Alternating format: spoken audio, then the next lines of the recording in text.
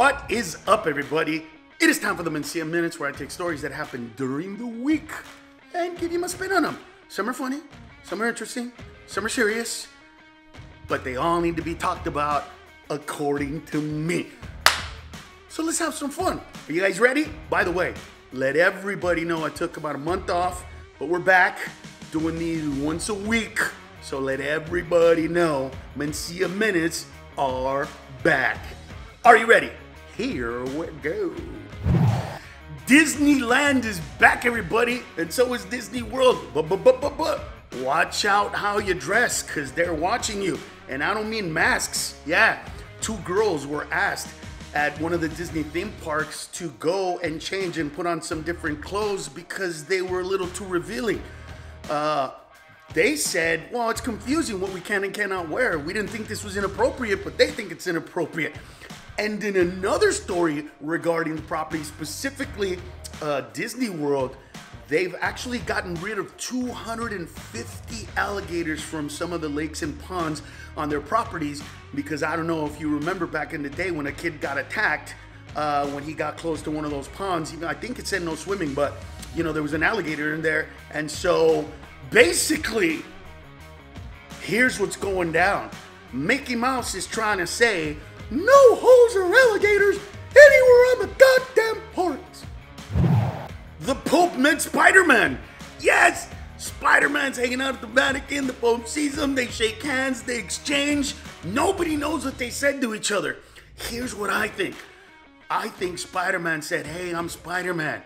I have superpowers because I got bit by a radioactive spider. A lot of people don't know that I could do the crazy things that I do. But seriously, I have powers. And the Pope said, shh, I know. I work for a dude that has powers too, but I think his powers are better than yours because he created the spider that bit you in the first place. So bow down, bitch. Bow down. Sheldon Whitehouse, a state senator from Rhode Island, belongs to an all-white beach club. When asked, are colored people... Yeah, first of all, if anybody asks you a question and it starts off with colored people, you're kind of fucked. Whatever you're doing has got to be so old school that they went to that reference in the first place. But the fact that he said the change is coming, it's 2021 and you're a Democrat and you still haven't had the brains to at least hide your fucking racism or the institutional racism that existed in the day when the club was created in the first place. Seriously? There's not one black dude in Rhode Island that you could just be like, hey, get in here just for face, just so that you could do it? Augusta did it, for Christ's sakes. You can't do it? Stupid ass fucking people. It's 2021. You gotta have, yeah, Friends doesn't exist anymore. A bunch of white people that know each other and have no friends of color, it's not real anymore. Did anybody see that reunion, by the way? It looked so fucking weird. Like, really? No friends of color? That just doesn't happen. By the way, for the people that are like, what is institutional racism? I don't understand. That's what it is. I'm pretty sure that the majority of people aren't racist that belong to that club in Newport, but because the shit was left over, it's still there. That's institutional racism. Fix your shit. Get a black guy. As a matter of fact, I know one. His name is Randy Shropshire. Just in case, I'm telling you his name because he's a yachter, he can sail, and he used to be a lifeguard. Just in case you are racist and you're like, well, we couldn't find one that could swim. I just gave you a fucking name. There you go.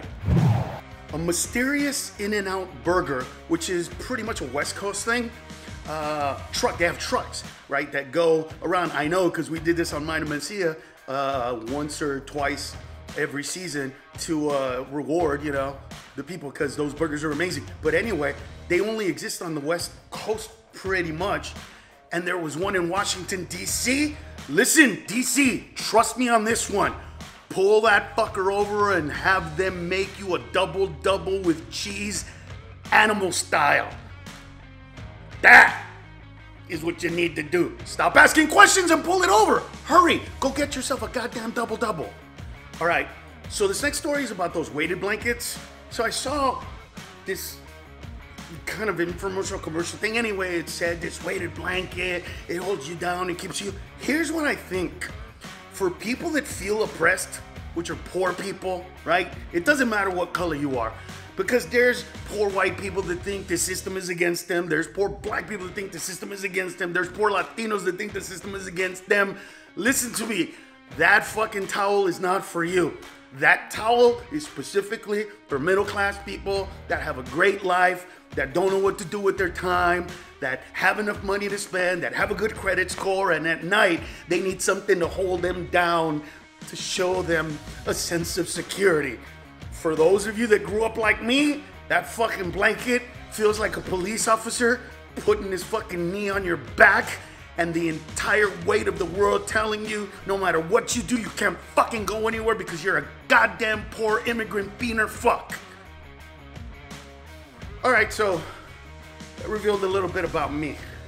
Sorry. It finally happened in the NFL. An active player came out and said he's gay. Yeah, no. There have been players before that said they were gay, but they were already not playing or they didn't make it. This is the first guy that's actually on a team, Las Vegas Raiders. He's a badass player, and he came out as gay. And I can't imagine that he's anywhere near the first guy. And for anybody that wants to fight it, maybe back in the day when choosing the position of tight end or wide receiver, maybe you should have thought about those two before. You didn't want gays in there. But come on, man. Gays in a sport that has a wide receiver? A tight end?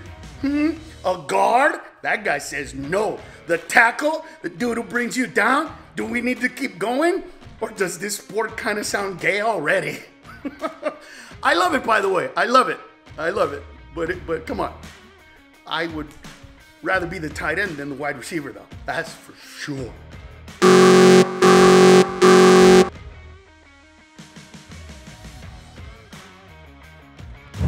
So a Michigan cop who said that if he was born black, he would have killed himself was fired.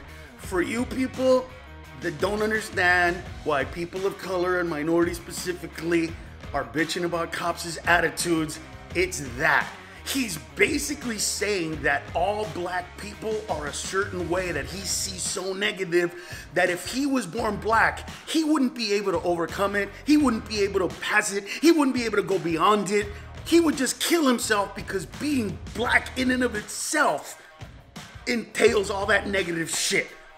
This is what we're talking about, the institutional racism stuff. And good for them for getting rid of them. And hey, by the way, you should become a cop if you're a good-hearted person that believes in good and you want to make the world a better place and you don't mind arresting anybody that breaks the law. Those are the cops we need. So right now, recruit. Go fill out an application and either say, I love everybody or I hate everybody. Either one is good for me. You hate everybody equally? Be a cop. You love everybody equally? Be a cop. Those are the two. Now go. Become an officer. So I read an article that was basically implying cultural appropriation by saying that the majority of slang in this country comes from African Americans, but people don't acknowledge that and give credit to it or talk about that, and that kind of brings in racism, so maybe they shouldn't do that in the first place. Stop it. Listen, I'm from the hood, and let me tell you something. When we created stuff in the hood that was hood, and then it got out there, it was awesome. We felt like people were paying attention. We felt like, hey, that was us. We felt vindicated. We felt looked at. Like, I will never forget when Ice-T went on the Arsenio Hall show and got him with these nuts. It was amazing because that was a hood thing. That was from us, and then it got to that point. So for all you people saying don't do it, no, fuck that. Yes, do it. Keep doing it. It's what makes rappers create those words in the first place. That is like a reward in and of itself. So don't take that shit away. All of a sudden now we're gonna have to not use this stuff. Stop. It isn't cultural appropriation. Some shit is, but this isn't. This is just using the stuff that we put out there and then saying, hey, check this shit out, right? At least that's how I feel about it. If you feel different, let me know why. Until then, it's a Mencia Minutes, bitch. Not the Your Minutes. Mencia Minutes, not the Your Minutes. So there's a big deal going on about the new movie called The Heights, and the fact that Miranda, who I guess wrote it, didn't put enough Afro-Latinos. So there were enough Latinos, but there weren't enough Afro-Latinos, and he apologized for that. So a dude that made presidents black and Latinos, and then did a movie about Latinos, which rarely gets done in the first place. I think the last one was Selena or something. Anyway, and this guy is made to feel like shit for what he did. Now I understand. But you know what? Apologies are coming a little too fucking easy. Listen to me. I have said many things that have hurt many people, and I am so sorry that they hurt those people. But for me to apologize for saying it in the first place, you know what that means? That means that I meant to say that and meant to hurt somebody. No. I meant to be funny. I meant to be interesting. I meant to tell a joke. And if in doing so, I hurt your feelings, I am so sorry, for that was not my intent. But to apologize for being in the first place, that's fucking bullshit. So comedians, stop apologizing for shit that you say, unless you're actually apologizing because you meant that shit in the negative way, and then I understand. But, you know, to make a guy who has brought the Latino culture up, who actually played a British dude with a huge accent on Mary Poppins Part 2, to make that guy feel like he's not Latino enough or down enough, that's kind of fucked up. Because he's done a lot for us. A lot. Mr. Miranda, gracias, good for you. And if anybody was hurt, that sucks. But you did your best, and you keep doing your best, and don't feel bad about it. You get me? Todo tranquilito, tú estás bien. So IKEA is in trouble because on a Juneteenth menu they offered fried chicken and watermelon. I'm conflicted. I'll let you understand why. So a while ago, I was performing at the University of Rutgers in Newark. I got there and they had fajitas and rice and beans waiting for me in the green room before the performance. Some of the kids said, oh my God, we're so sorry, we apologize. How fucking racist is that they did this?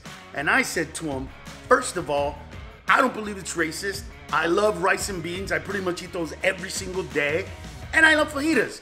I have no problem with this food whatsoever. And in my opinion, they were trying to do what? To make me feel comfortable, right? Of all the foods, they assumed, well, you know, he probably likes this. And they were right. Now, had they been wrong, does that erase the intent and make it racist? So here's what I said to the kids. I don't think it's racism that they tried to make me feel comfortable by offering me food that they thought would be comfort food for me. What I think would have been racist is had somebody said, hey, let's pay Carlos thousands and thousands of dollars to perform here, and then somebody said, we're not gonna write a check that big to a spick. That would have been racism, in my opinion. So, I am down with the fajitas. You don't have to be down with the chicken and watermelon. And by the way, I fucking love chicken and watermelon. I don't know what that makes me, but IKEA, I like the menu for me. Pinocchio is real. Yes, now I actually believe that a wooden boy can become a real boy.